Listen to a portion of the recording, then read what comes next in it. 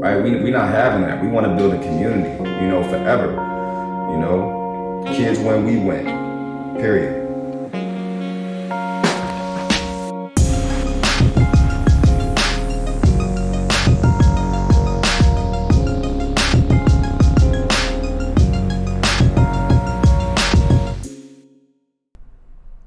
All right, we back.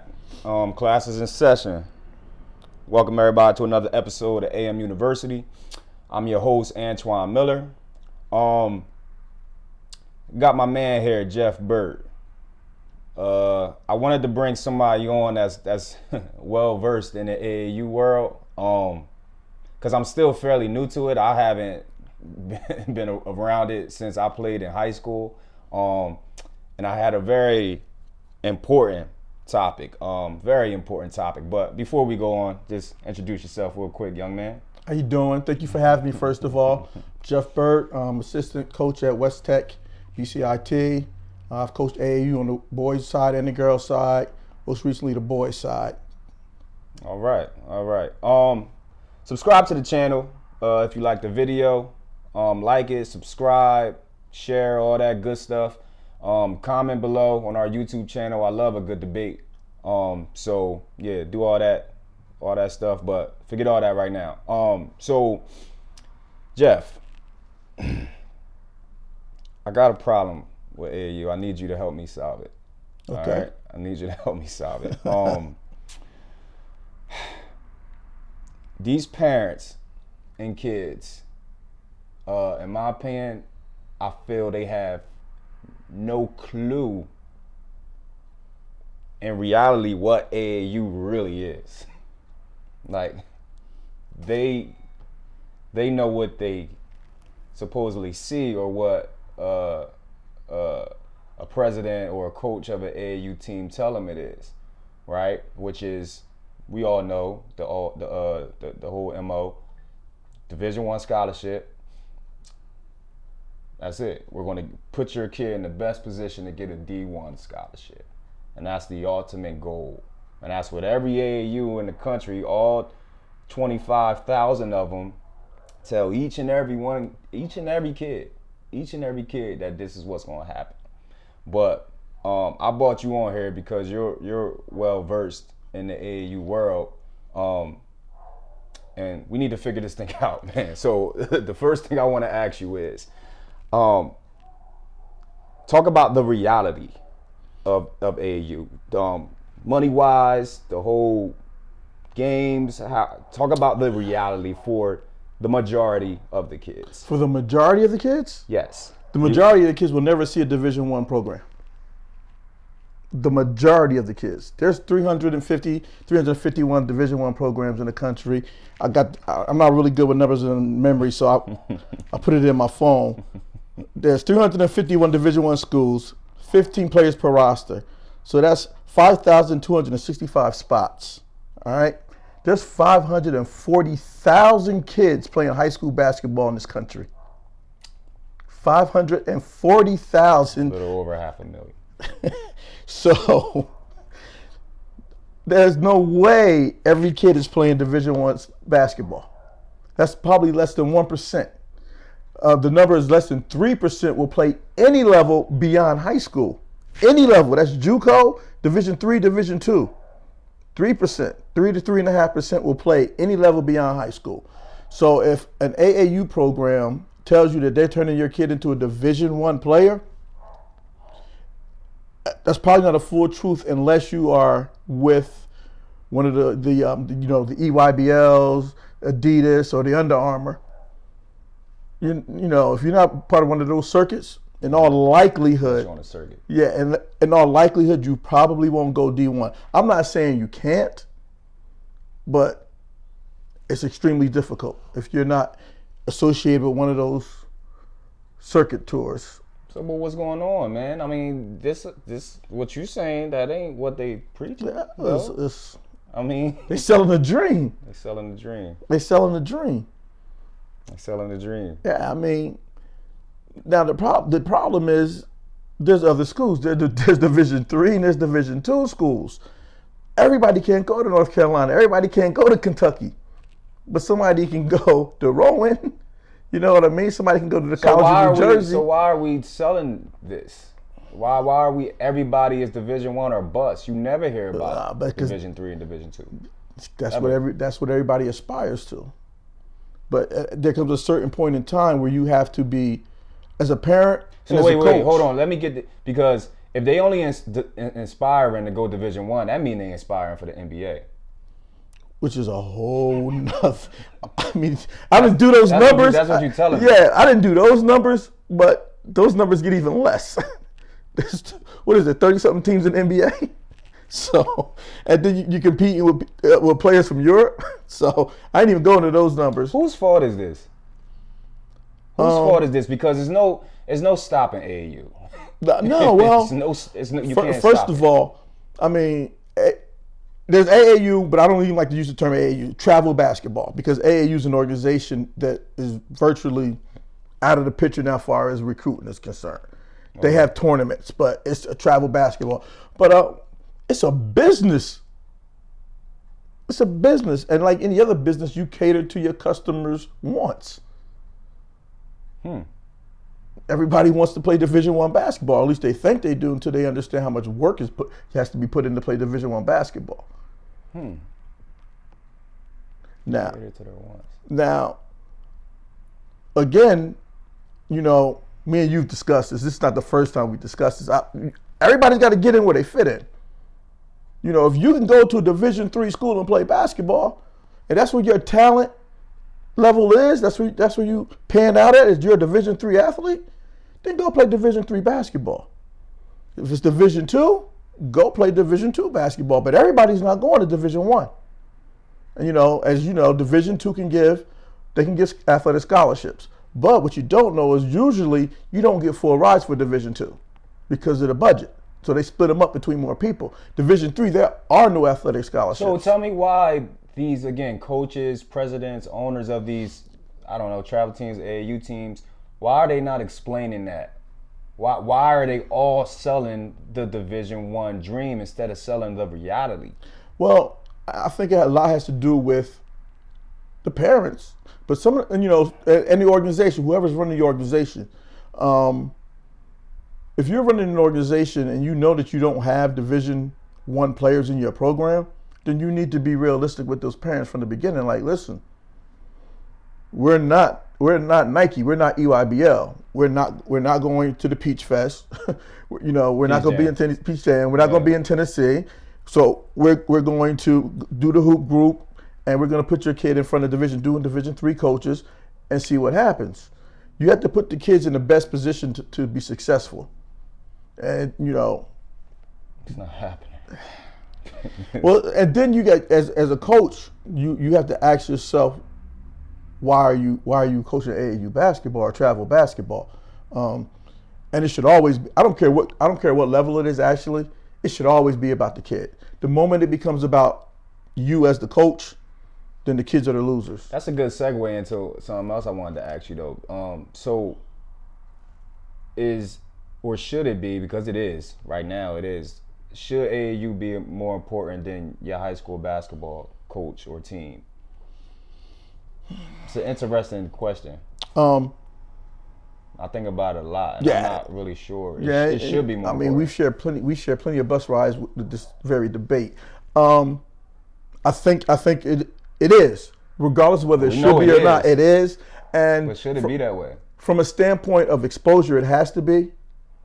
When you talk about economics and exposure, whereas a Division II or Division III coach can come out, they can come out anytime, number one, to see kids play, but they're busy. They have their own programs to run. So if you can put 300, 400 kids in front of that coach in a weekend, as opposed to him having to travel after practice one night to come sit in somebody's gym to see the kid play, it's better for the kids. It is, just from an exposure standpoint.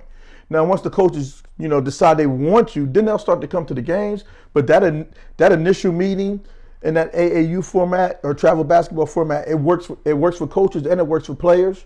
You get to see those kids up against kids from other areas. You know, just not, you know how me and you talk about that 13295 corridor, are you Burlington County good? No, can your game travel? Let's go up to Spooky Nook and play a team from Ohio and see what you really have. But like you said though, it's a numbers game too, right? How many sets of kids are, let's quite frankly be honest, talented enough to even be in those situations? Because you said it's a little over 500,000 kids that play AAU basketball. It's 300,000, 350,000. That's not going to be able to be at these exposure events. Again, never lose sight of the fact that it's a business. The restaurants make money. The hotels make money. The organization makes money. They sell the books. The books with everybody's name in it, they sell the books. Right. So that's what I'm saying. It's more of a reason. I think that question it's a real gray area with that question as far as should AAU be more important than the high school basketball team, because the high school basketball team, in my opinion, is way more about relationships and building, which ultimately, because of the stats that you showed me, is way more important than. Well, and the other thing about high school basketball as opposed to travel basketball, if you're playing for the right program in travel basketball, high school programs, especially public schools, a lot of times they have kids playing out of position. So you don't really get to see that kid in his natural position. Now, if you're playing for a travel basketball organization and it's a good one, you should never play out of position because you're doing yourself a disservice. I mean, I know everybody talks about positionless basketball, but at some point everybody has to fit into some type of role. AAU? In basketball, period. Like, think about what we had our point guard do a few years ago, Lawrence. He's not a point guard. But he had to play point guard for us. So now if a college coach comes to see him play and thinking he's a point guard, they're walking away like, he's okay, but he's not the point guard I want. But now if they see him as a 3 or a 2, which is his natural position, which he played on my AAU team, now he's getting a look because he's playing his natural position. High school basketball is too confined. As far as, you know, you take the best kids and you put them where they help the team most. AAU basketball shouldn't be about that. You should never have to play out of position in AAU basketball. I asked you what it shouldn't be about. I asked you, what is it though? It's a chance for kids to showcase their talent. It's a show. By doing what though? Because we've seen AAU programs and AAU coaches just stick the 6'3" 8th grader in the middle of a zone because he's 6'3". That doesn't mean all coaches are good coaches. I mean, that doesn't mean all coaches are good coaches. You know, and sometimes coaches don't. They do roll the ball out there and say play. You know, there's the issue with gym space, practice time. You know, those major programs, they got kids from all over the state coming to play, so they might practice once a week. They might practice that Friday before the summer. You being modest right now. Stop saying some coaches do this in AAU because we've seen it, right? Like, and it's bad coaching all around, but it's really bad when it comes to AAU, and it's you kind of can merit it because you getting these kids 2 times a week, and plus, I mean, a couple months, and again, you know, depending on the organization, there's, you know, whoever's doing the hiring for the coaches, that's the only filter. So, you know, say Joe Schmo has enough money, he doesn't think his son is getting enough playing time on the AAU team that he's on. Mm-hmm. He's got some money. I'm going to start my own AAU program and I'm going to let my son play. He might not know anything about basketball, but he wants his son to play. It's his program, he coaches, his son plays. So, you know, there's some bad coaching going on. Absolutely. I'm trying to figure out. But there's bad coaching going on in high school basketball too. A lot of it. So, it brings me back to, as a whole, is AAU good for basketball? As a whole. Is it good for basketball? Is it good for basketball? Yes, it's good for basketball. You gotta please explain how. Because the kids are playing basketball, and it gives the kids again a chance to showcase their talents, and for coaches to see them, so that they can make the decision on which kids they want to recruit. So at the end of the day, is that happening though, Jeff? You talking about it? I wish you. I want to know the percentage of that's getting seen by these coaches. Because that's what I'm saying. I'm talking about as a whole. I'm not talking about the small percentage. But see, that goes back to that's at Peach Jam. That goes back to the organization that you're with, the coaching you're with, and the parents. It's a group effort. I always tell my kids, on the boys' world, the girls' world is a different story. The girls, the talent level of the girls I coached, they were being recruited from the word go. Boys is different. Boys' world was different. And my advice to the boys that I coach is recruit the school. Don't wait for the school to recruit you. Recruit the school. And then, but the first step in that is being realistic about where you can play. Where you can play. And then the second one is after you recruit the schools is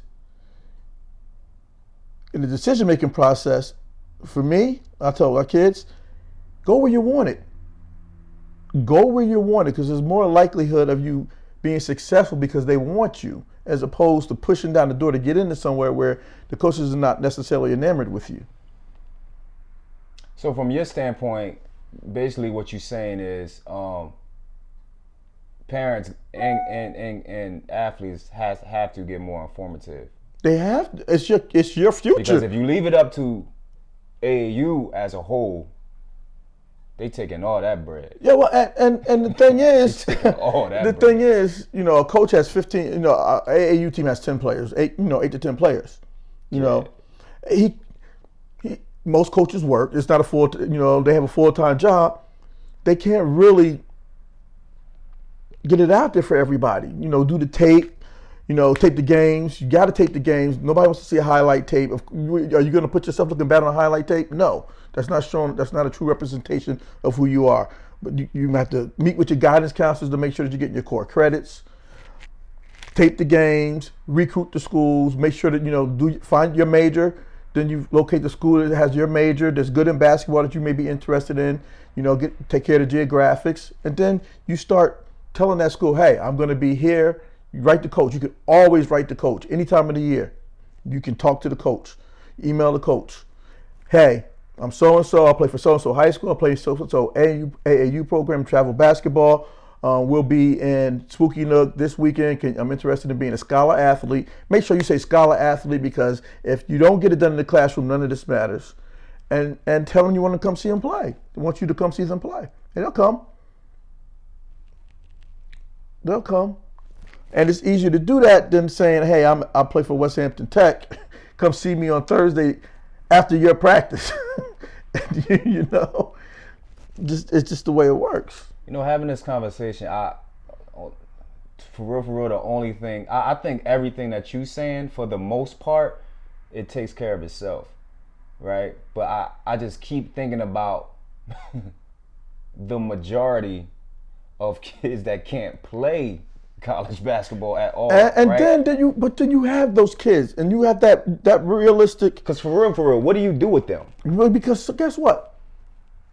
Some of the parents know their kid can't play high school basketball, and I respect that. And they know, and for them, it may be just something to keep their kid active, keep them off the streets, but again, and a vacation for them. No, but stop. That's a really small percentage, right? It depends on the team. Like how many people came up to you with that, said, I just want my son no, to have well, a but see, compared to no, but see, me, I knew I was coaching to get my kids into college. That was my whole premise. We going to college off of this. This is our way to get into school. That and grades, because if you have the grades and you can play basketball, they'll find some money for you. They'll find some money for you. So that you have to be getting it done in the classroom, and that was it. So basically, if you wasn't planning on trying to play basketball at the next level, there was no need in trying out for my team. There was no need in trying out. This wasn't for vacation. This was, I even approached that with my kids. That's how your organization was, though. And I approached that with my kids. Like when we went away, this is not a vacation. This is a job interview, and you have to approach it with that mindset. I tell my parents, the kids depending on what time we play, the night before, the kids have a curfew. Mm-hmm. And they know if I see one of those kids outside of their room, they're not playing the next day because they're not preparing for their job interview properly. This is a business trip for you, though. And for them. Yeah. This is a business trip for your organization. Yeah. But again, I ain't talking about your type of organization. What do the... Because in my real problem is, let me ask you this question first. Can you develop a team in AAU or an individual player? Is it a place for that?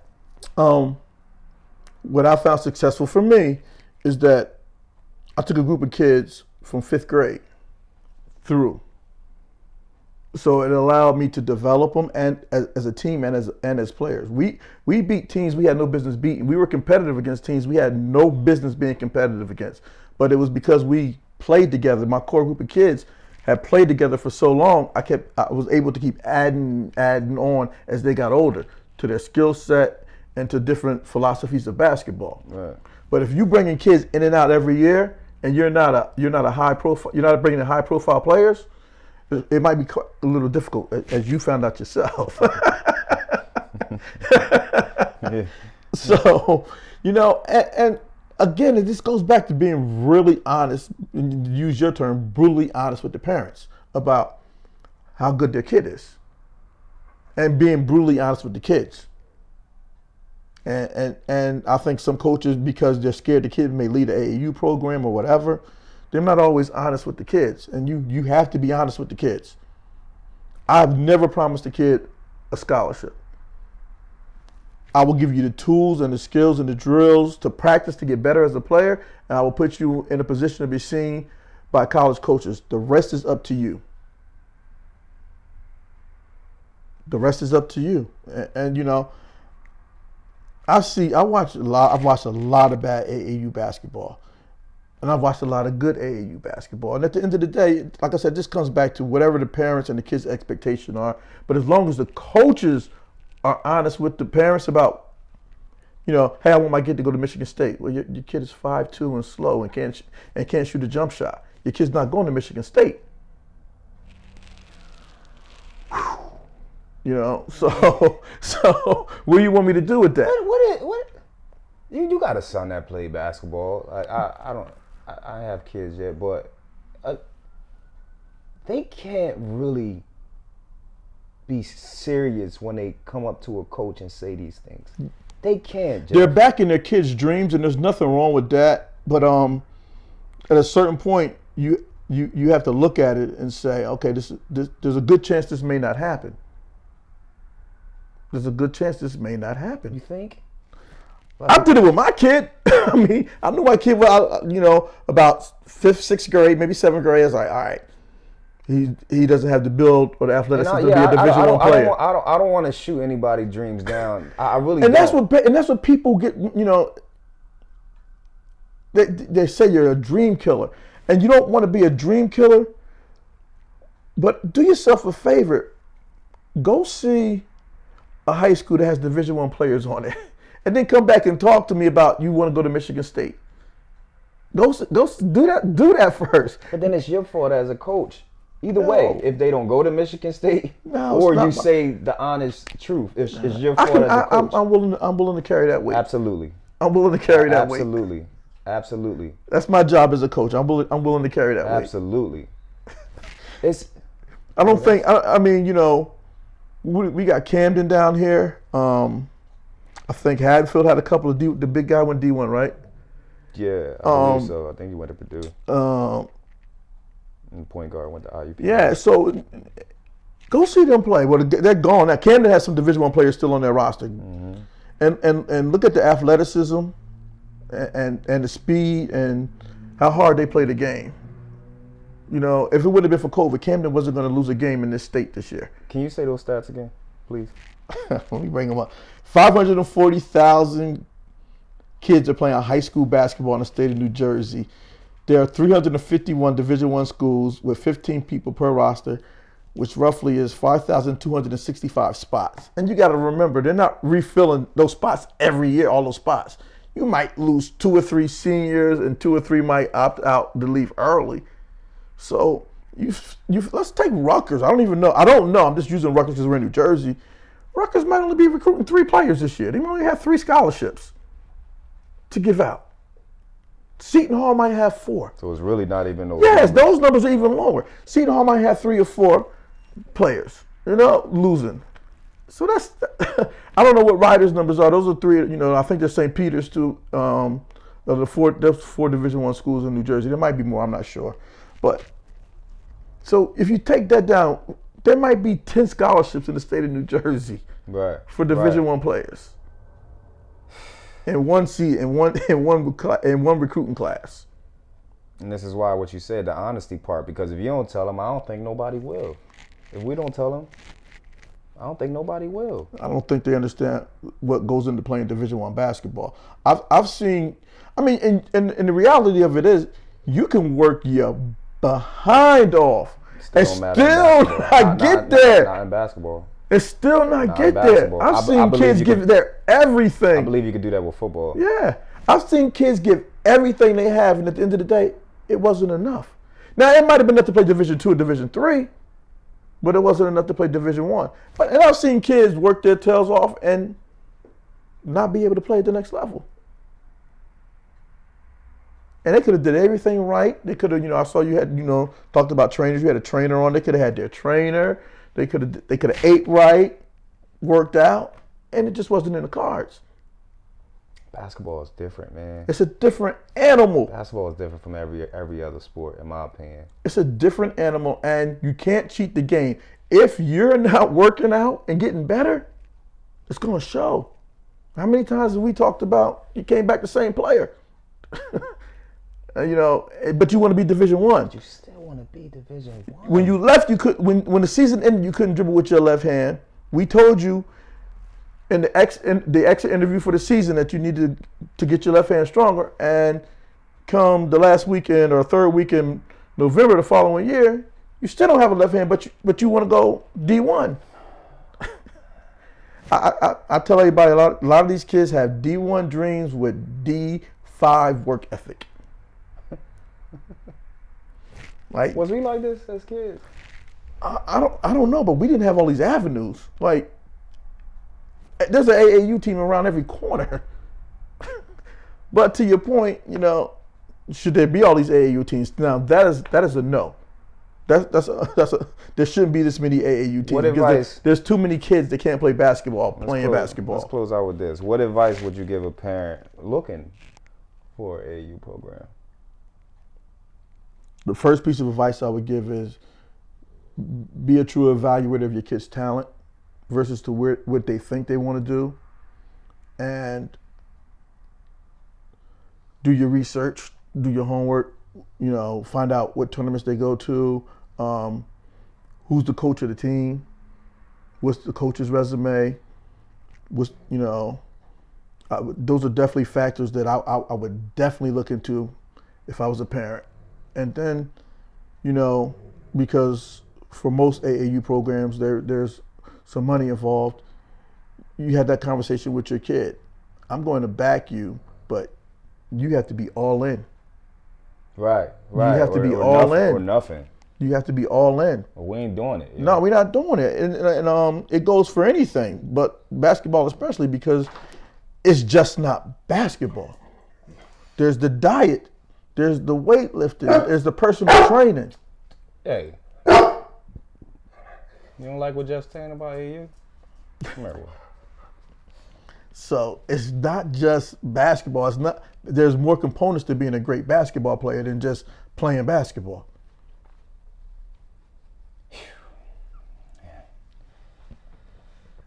Oh man, we're gonna leave it there, brother. What? You're hungry. You talking about AAU? Oh, you don't like Trash, that, right? You know it ain't good. It's great. like